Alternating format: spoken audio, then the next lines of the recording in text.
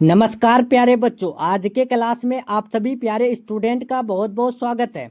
प्यारे बच्चों, आज के क्लास में मैं आप सभी के लिए लेकर आ चुका हूं क्लास 11th मंथली एग्जाम सितंबर के लिए हिंदी का ओरिजिनल क्वेश्चन पेपर का आंसर की। ठीक है, तो आप सभी प्यारे स्टूडेंट आज के क्लास को लास्ट तक जरूर देखिएगा। ठीक है, अगर आप सभी क्लास 11th में है और आपका हिंदी का परीक्षा है 25 सितंबर को, ठीक है, और आप सभी आर्ट्स कॉमर्स या फिर साइंस से हैं, तो आज के क्लास को अच्छे से देखिएगा और एक एक क्वेश्चन को याद कर लीजिएगा। ठीक है, क्योंकि आपके परीक्षा में जो प्रश्न पूछे जाएंगे इससे बाहर नहीं पूछे जाएंगे। ठीक है, तो चलिए प्यारे बच्चों फर्स्ट क्वेश्चन की तरफ चलते हैं। देखिए आपके स्क्रीन में पहला क्वेश्चन आ चुका है। तो पहला क्वेश्चन देखने से पहले जितने भी स्टूडेंट चैनल से नए जुड़ रहे हैं तो चैनल को सब्सक्राइब करके बेल आइकन प्रेस जरूर कर लीजिएगा प्यारे बच्चों, ताकि ऐसे ही आने वाली क्लासेज का नोटिफिकेशन आप सभी को मिलते रहे। ठीक है, तो देखिए आपके स्क्रीन में जो पहला क्वेश्चन पूछा गया है कि जो संज्ञा या सर्वनाम की विशेषता बताए उसे क्या कहते हैं। तो आप याद रखिएगा, जो संज्ञा या सर्वनाम की विशेषता यानी खूबी बताए तो उसे हम लोग विशेषण कहते हैं। ठीक है, राइट आंसर डी हो जाएगा।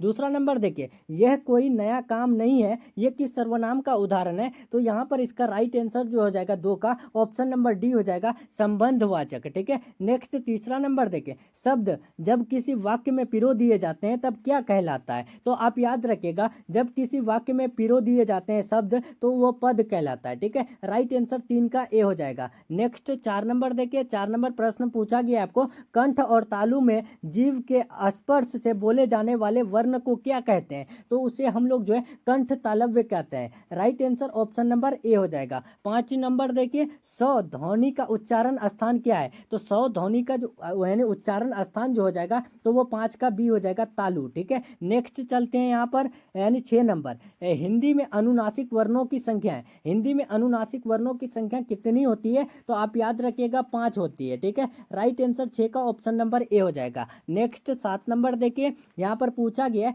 निम्न में शुद्ध शब्द है, बताइए यहाँ पर जो है सही शब्द कौन सा है प्यारे बच्चों। तो याद रखिएगा इसका राइट आंसर 7 का जो है ऑप्शन नंबर, यहाँ शुद्ध शब्द पूछा है ना, तो यहाँ पर ऑप्शन नंबर यहाँ पर परस्पर हो जाएगा। ठीक है, ऑप्शन नंबर बी हो जाएगा। नेक्स्ट चलते हैं यहाँ पर 8 नंबर, 8 नंबर प्रश्न पूछा गया है, निम्नलिखित चिन्हों में विस्मयादिबोधक चिन्ह कौन है। तो विस्मयादिबोधक चिन्ह आप याद रखिएगा 8 का राइट आंसर डी लगा के आना है। ठीक है, नेक्स्ट चलते हैं 9 नंबर, को के लिए किस कारक की विधि है, बताइए। विभक्ति है, विभक्ति किसको बोलते हैं, चिन्ह को। ठीक है, तो को के लिए किसका चिन्ह है प्यारे बच्चों, तो आपको अच्छे से पता है। इसका राइट आंसर 9 का हो जाएगा, ऑप्शन नंबर बी यानी कर्म का। ठीक है, नेक्स्ट चलते हैं, नेक्स्ट 10 नंबर, अंगूठा दिखाना मुहावरे का अर्थ है। तो अंगूठा दिखाना मुहावरे का अर्थ क्या होता है। तो 10 का राइट आंसर यहाँ पर ऑप्शन नंबर बी हो जाएगा, समय पर धोखा देना। ठीक है, नेक्स्ट 11 नंबर देखिए, निम्न में कौन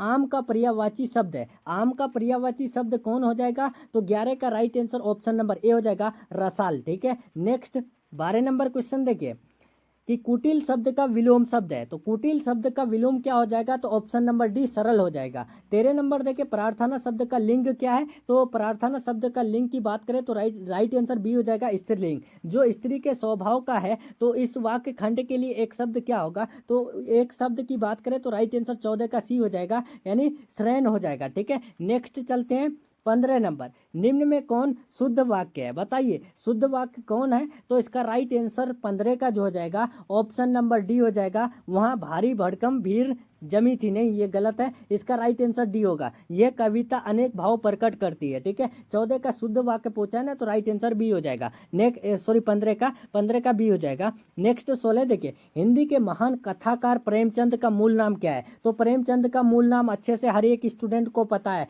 धनपत राय है। ठीक है, 16 का ए हो जाएगा। 17 नंबर देखिए, निम्नलिखित में प्रेमचंद रचित उपन्यास का नाम क्या है। तो प्रेमचंद के द्वारा जो लिखा गया उपन्यास है तो उसका नाम आपको अच्छे से पता है, और वो है मैला आंचल। ठीक है, अब देखिए महान कथाकार प्रेमचंद का जन्म कब हुआ था। तो प्रेमचंद का जन्म जो हुआ था आप याद रखिएगा 31 जुलाई 1880 को हुआ था। ठीक है, राइट आंसर सी हो जाएगा। नेक्स्ट 19 नंबर क्वेश्चन देखते हैं, 19 नंबर पूछा गया है प्रेमचंद ने सरकारी नौकरी कब छोड़ी। तो देखिए प्रेमचंद ने सरकारी नौकरी जो छोड़ी तो इसका राइट आंसर बी हो जाएगा, असहयोग आंदोलन छिड़ने पर। ठीक है, नेक्स्ट 20 नंबर देखिए, पूस की रात शीर्षक कहानी का प्रमुख पात्र हल्कू व्यवसाय की दृष्टि से क्या है। तो आप याद रखिएगा पूस की रात शीर्षक कहानी का जो प्रमुख पात्र है हल्कू, तो वो व्यवसाय की दृष्टि से जो है वो क्या है। तो आप याद रखिएगा 20 का ए हो जाएगा, किसान है। ठीक है, नेक्स्ट 21 नंबर देखिए, हल्कू ने जबरा को आगे की ठंड काटने के लिए क्या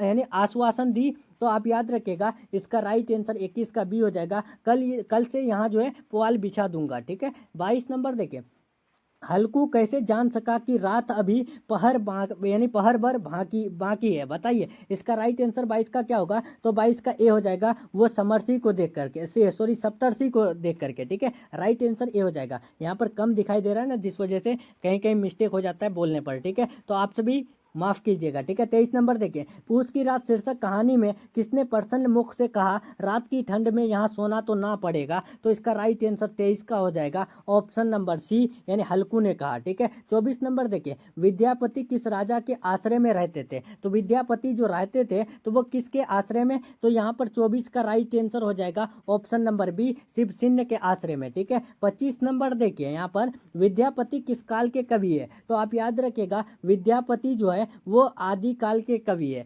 नेक्स्ट 26 नंबर देखिए, पाठ्य पुस्तक में प्रस्तुत विद्यापति के दोनों पद कहाँ से लिए गए हैं। तो बताइए पाठ्य पुस्तक में जो प्रस्तुत विद्यापति के दो पद है तो वो कहाँ से लिया गया है। तो 26 का right answer option number A हो जाएगा, यानी कीर्ति लता से। ठीक है, इसका राइट आंसर ए हो जाएगा। 27 नंबर देखिए, विद्यापति के पद के अनुसार सपने में भी गोकुल में कौन नहीं आता है। तो इसका राइट आंसर हो जाएगा 27 का ऑप्शन नंबर बी, बलराम नहीं आते हैं। विद्यापति ने कमल पुष्प को नायिका की किस अंग की यानी उपमा में असमर्थ ठहराया है। तो इसका राइट आंसर 28 का याद रखिएगा, 28 का हो जाएगा ऑप्शन नंबर सी, नेत्र। ठीक है, उद्धव कौन है तो ये भी याद रखिएगा, 29 का बी हो जाएगा, कृष्ण के दूत है। ठीक है, 30 नंबर देखिए, विद्यापति के पद में मथुपुर शब्द के लिए यानी मथुपुर शब्द जो है किसके लिए आया। तो आप याद रखिएगा 30 का राइट आंसर ए हो जाएगा, गोकुल के लिए आया। ठीक है, तो अब देखिए यहाँ पर सब्जेक्टिव प्रश्न ये पूछा गया है। ठीक है, अगर आप सभी इसका आंसर लेना चाहते हैं तो आप सभी टेलीग्राम चैनल फटाफट से ज्वाइन कर लीजिए। ठीक है,